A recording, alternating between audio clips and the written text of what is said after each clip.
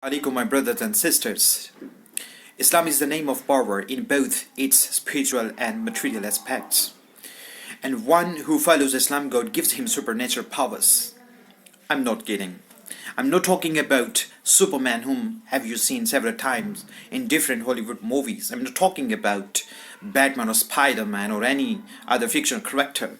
But I'm talking about the shepherd of Arabian Peninsula who have changed the scenario of the history of mankind, who have knocked at the door of the ancient civilization for a new transformation.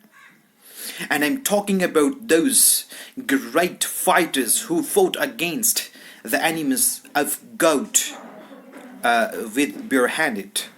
Because they knew the meaning of being vicegerent of ubiquitous God. As Allah subhanahu wa ta'ala said in the Holy Quran, وَالَّذِي أَرْسَلَ رَسُولَهُ بِالْهُدَى وَدِينِ الْحَقِّ لِيُظْهِرَهُ عَلَى الدِّينِ كُلِّهِ وَلَوْ كَرِهَ الْمُشْرِكُونَ. Allah subhanahu wa ta'ala said, He is the one who sent His beloved Prophet alayhi salatu wasalam with guidance and with the religion of truth to proclaim it over all false religion, even though the pagan may detest. So stand by Islam by considering it as a complete code of conduct, as a complete code of life, and stand by those who are striving to eradicate the false and discriminating system of the